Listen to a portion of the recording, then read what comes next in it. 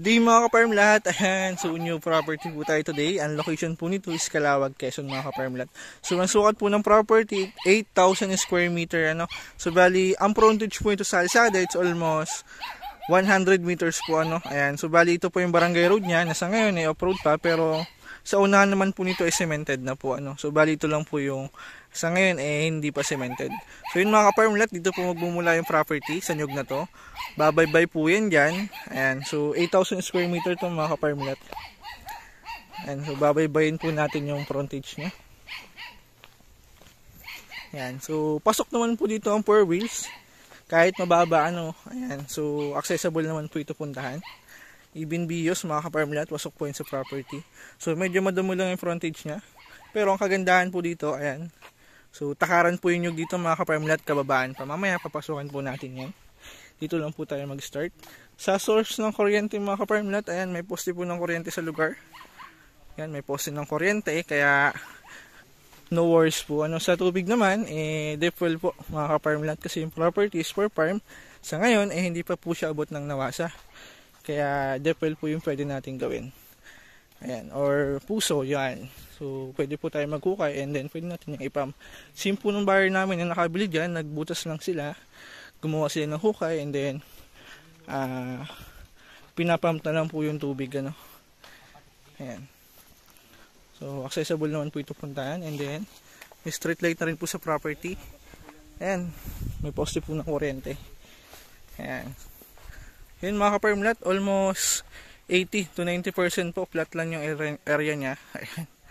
So nyugan po ito. And then nakaganda dun mga ka-farm lot is kababaan pa yun ng nyug nya. Ayan. Matagal pa natin to magpapakinabangan mga ka-farm lot. Yan.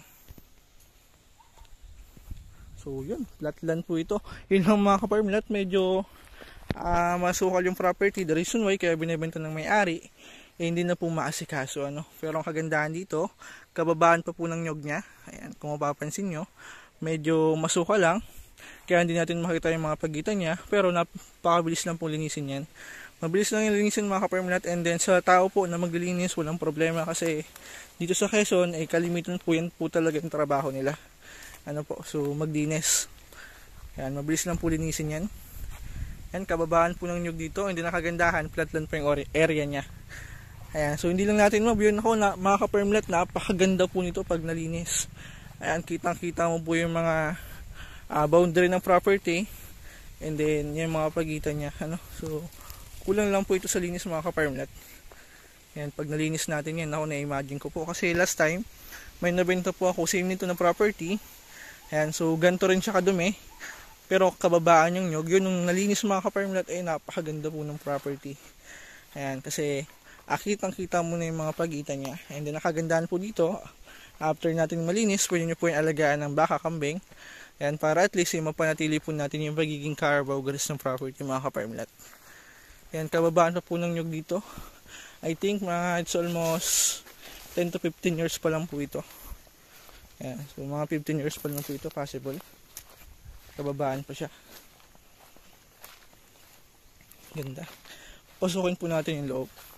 So yun mga ka-farm lot, sa mga ka-farm lot natin dyan, OFW, na naghahanap ng farm lot na 1 hectare and baka ito na po yung nahanap nyo. So sukat po nito is 8,000 square meter. Ano?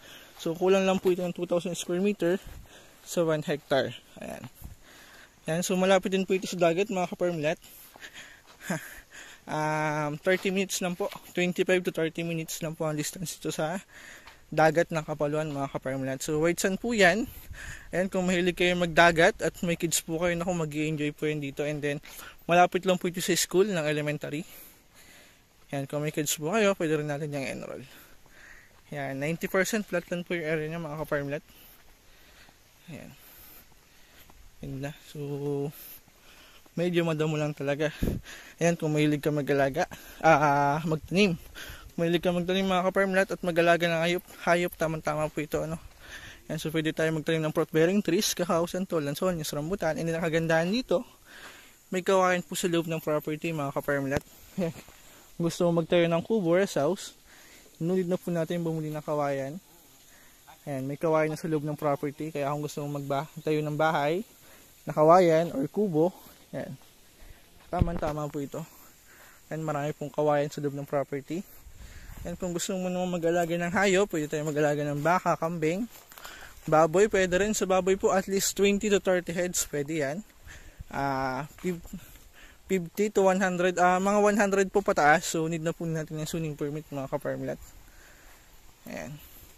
And then, pagbabawalan na po tayo if 100 heads pataas kasi po yung properties, ecotourism din po ito. Itong lugar na to kasi malapit po sa dagat. Ayan, if i-search nyo po, Tabansak, and then Barangay Tabansak, yung karatig po niya sa Barangay Kapalawan.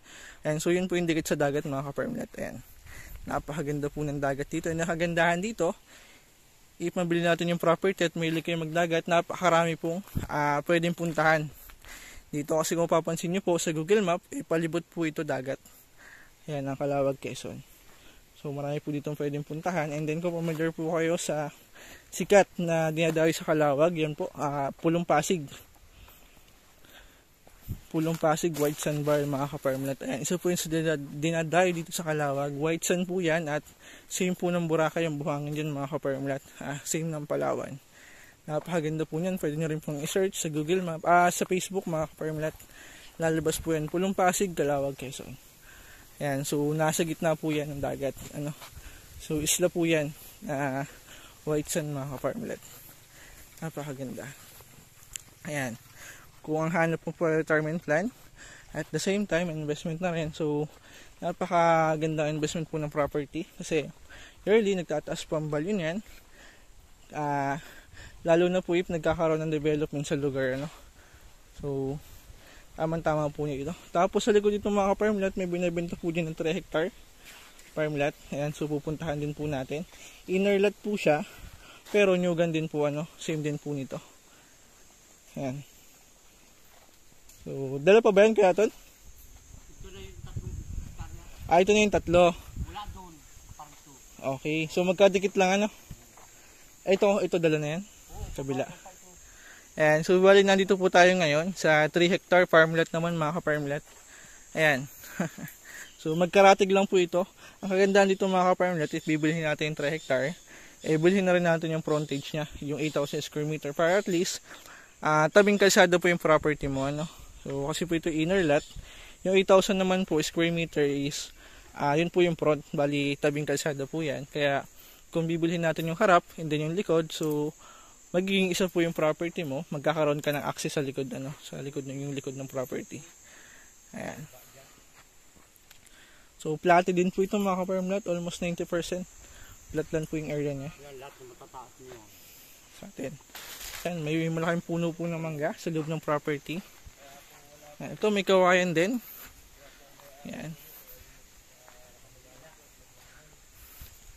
Yung nyugan mga ka-farmlat. So nyug po nito, I think ito po ay 3 hectare. Ang 1 hectare yung mga ka-farmlat pag puno ng talim na nyug. So nagkakaroon po yan ng 250 to 300 kapuno ng nyug. Bali puno naman po ito. Yun nga lang po, kung mapapansin nyo medyo madalang sa part na to kasi matataas na po yung puno niya for clearing niya. So gawin na lang natin 200 per hectare. So 600 kapuno po ito ng nyug more or less. Ayan, wala na tayong mapagtanungan. So estimate na lang natin. Ayan, estimate po natin yung 600 kapuno ng nyug. More or less mga ka-farmlat. Napakaganda din po nito.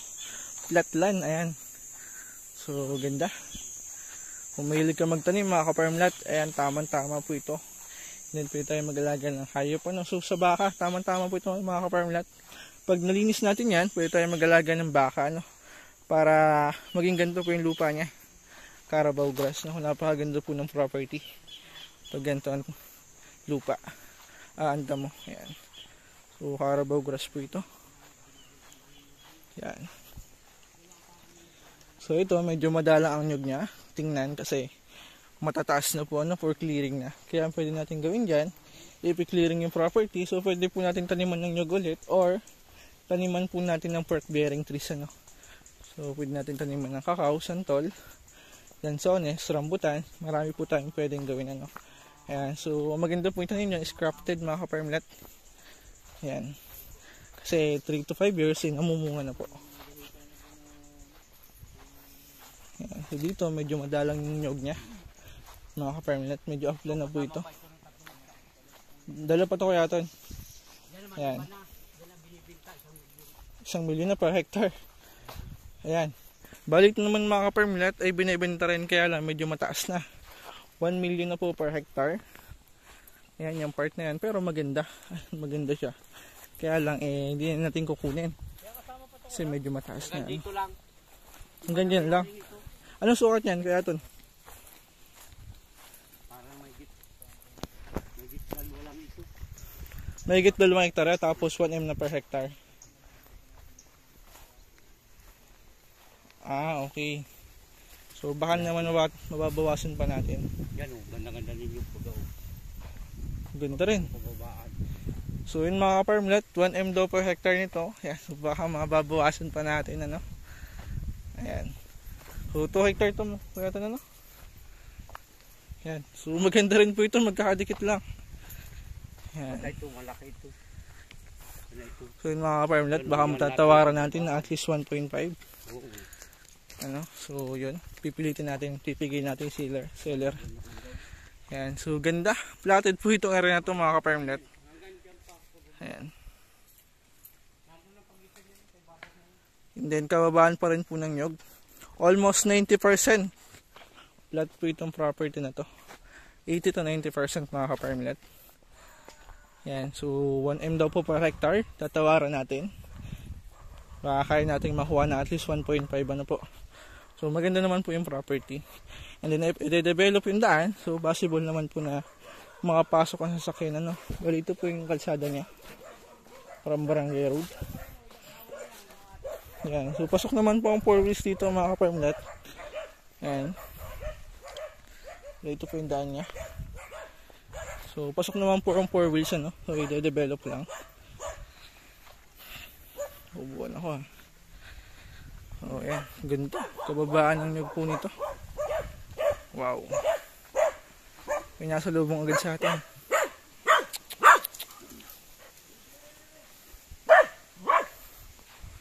So, yun mga ka-farmlet. Bali 3 property po ito. Yung front niya is 8,000 square meter. And then yung second lot is 3 hectare. And then ito po third lot is 2 hectare po. Ano. Ayan. So, ilalagay ko na lang din po yung price niya sa description. Ano kasi subukan pa nating usapin yung seller kung kaya pang ibaba. Ayan, so ilalagay ko na lang po sa description ng video. Ayan, may bahay na rin po dito. May kapitbahay na tayo if ever mga ka-farmlet. Kaya hindi rin po liblib yung lugar niya. No? Ayan, then malapit lang po ito sa school. And then from National mga ka-farmlet, may distance po ito na almost 50 minutes to 1 hour. Ano po from National Highway, and then sa town proper naman po may distance po ito mula National na 30 minutes po ano. Ayan, so may fish pan pero hindi na po ito kasama mga ka-farmlet. Ito lang po upland niya. Ayan. So yun mga ka-farmlet, if interested kayo, message nyo lang po sa Viber, WhatsApp. Ayan, so sasagot naman po tayo. Then pa-subscribe na rin po si GR Farmlet. Yan, so yan, pakisupport na rin po bago nating kaibigan na nagsisimula pa lang din mag-vlog. Ayan. So ngayon pa lang po siya nag-start mag-vlog pero nag-start po siya sa real estate last 2020.